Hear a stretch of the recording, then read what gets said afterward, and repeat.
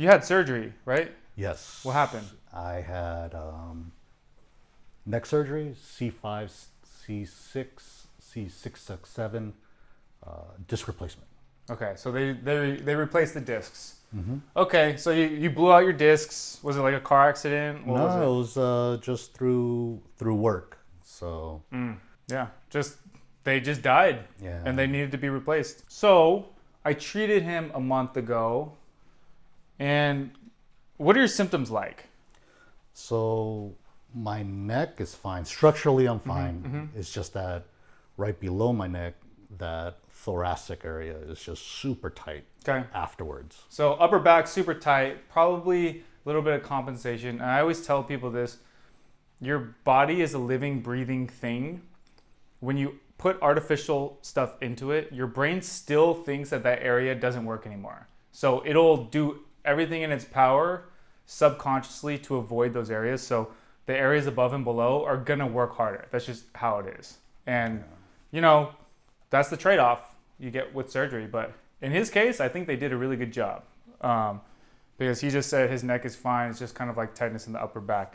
But I wanted to bring him in for videos this time after treating him once, just because I think I get that question a lot, like, hey, I had like a surgery on my neck and it's way more minor than his. Like it'll be like they just shaved off the disc rather than replacing two. That's a major surgery. And they ask like, hey, can I get adjusted?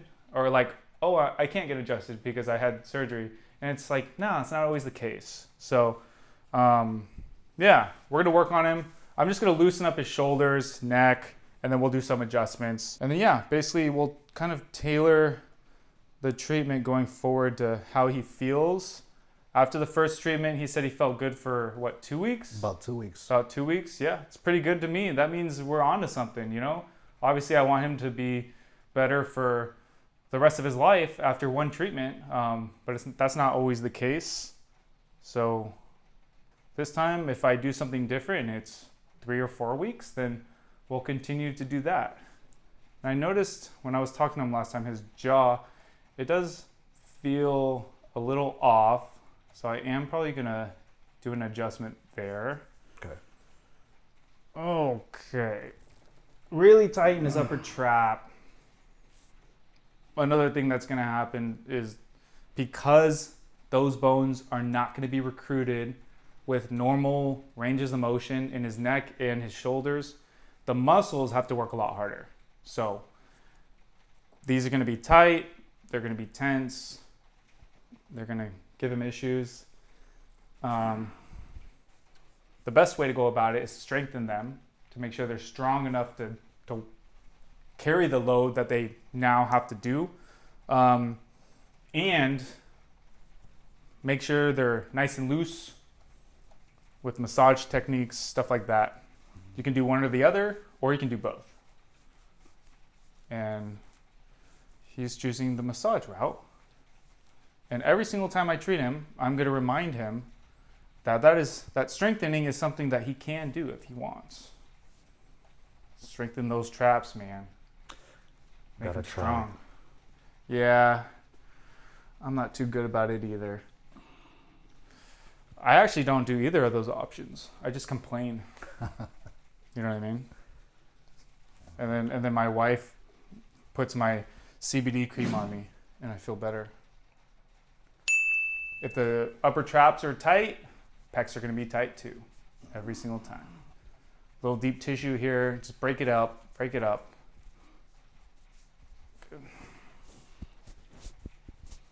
That's fine in there. Okay, let's see what we can do about the shoulder blades first. Flat hand here. Give me a hug with this arm. Leave your head on the table. Is that okay on the shoulder? Mm-hmm. Okay. And nice and loose in the shoulder. Perfect. Nice. Beautiful. And hug here. Okay. Lift your head up. Keep your chin down for me. I'm going to pick you up. Don't help me at all. Got it. Let's go here. Nothing there. Oh, very very tight in his thoracic spine. We got some good movement there in the upper back though. It didn't move last time. It didn't? For the audience, that's usually something I would write down. Like, if it didn't release, I would write that down, like where. Yeah, so mid-back didn't release. This time it did. So that's like just so much improvement after one treatment. And you know, it's not all about the cracks. Obviously, it's only about how he feels, but it's something good to note. All right, students. So I had in my notes that I only got one side of his CT. So we're gonna, on the first treatment, so we're gonna check his upper neck instead of the CT this time. And just try to see if we can get more release. And then obviously, the next time I treat him, it'll kind of be like, hey, did you like the first treatment better or the second? And then we can kind of tailor it that way.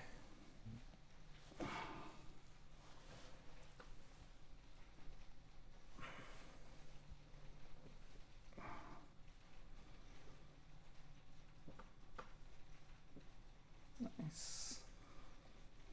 Yeah, really tight in the upper neck here. So just trying to desensitize it, plus loosen it up. AKA, I'm just kind of getting in there, breaking it up, making it hurt. Feels good though. I'm glad you think so. Damn. Open your mouth for me. Close. Okay, so right side feels significantly more tight. So we're gonna just push through there. Good. That was nice. Then we'll check the upper neck. C1 on the left. Nice little rotation. Nothing there. And then lower on the right. Oh, Yeah, got one. it's all right. Not as much release as I wanted to, so again, I'll put that down in my notes for next time. The jaw release was really good, but again, when you replace discs in your cervical spine, rotation releases, it's going to be harder.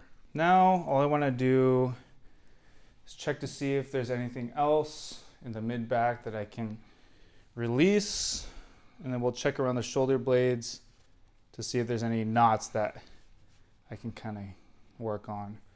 Let's do that. Arms down here and tuck them under for me. So I feel a lot of just clumped up stuff around his right shoulder blade. So we'll get in there a little bit. How do you crack it? I punch it. I literally punch like where it's like open. He punches his jaw to get it to crack on the left side. And I noticed that on the right side, I think he needed to, have a release. So I adjusted the right side, not the left side. And that makes sense. The left side's probably looser because it's getting cracked a lot. Okay, yeah, good to know. But it's hard to say if you cracking your jaw is causing what I saw or what I noticed, or if it was just always there. And what you really needed was the right side to release. Maybe. Yeah, when I had my jaw issues, it was on the left side, and everybody kept messing with the left side, obviously. That's where the pain was. And then one of my clinicians was like, oh, it says right side. And they adjusted the right side, and I haven't had jaw pain since. So I always thought that was really interesting. Good. Just a little deep tissue in the shoulder blade. Never hurt anyone. Okay, arms up here again. Okay. There we go.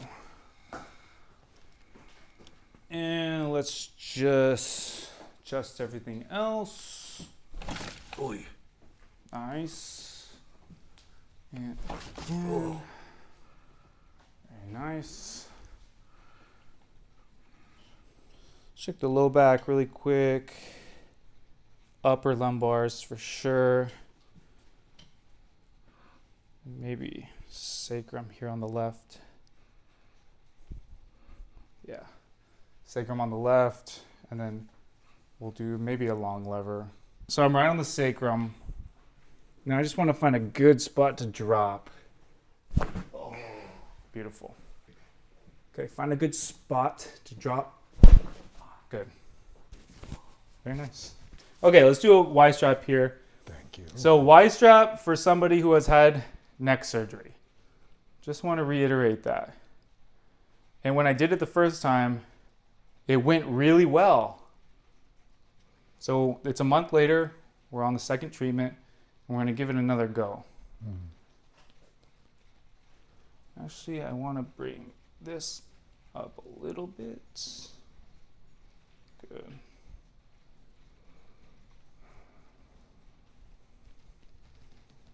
Is that okay on the cheeks? Not too tight? Nope. Okay. Let me know when it starts to feel like a nice stretch. Good. Oh! Nice. Lift your head down. Nice. Nice. How'd it go? That's what I needed. Different than last time or the same? Similar? This one felt deeper. I don't know how to explain it. It felt deeper than the first one. The first one, I felt as though that I needed it. It loosened up that area. Yeah. I was able to move more. And this one actually feels like I got into the bones, I guess. Yeah. So it got to the spot. Yeah. So a lot of times the first kind of yank like this, you know, there's a bunch of gunk around his bones, and a lot of people will tell me otherwise, but I do this every single day. So I just call it gunk.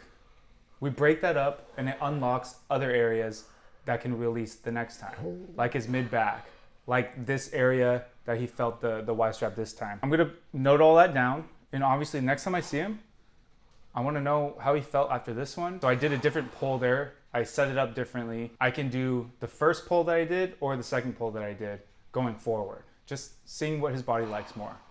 And every single time we're probably, number two, every single time we're probably going to get more things to open up. And eventually we'll probably plateau and there won't be much more to release.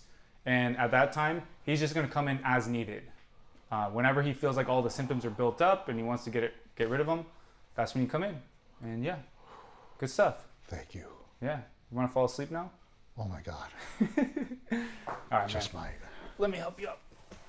There we go. Hey everyone, if you made it this far, I just want to say thank you for watching our weekly video. And if you have any questions about chiropractic care in general, just leave a comment, let me know. Or if you have any video ideas you want me to do, drop it down in the comments. If you made it this far and you're not subscribed, come on, it's free. Can you please just click it? It really helps. Have a good day.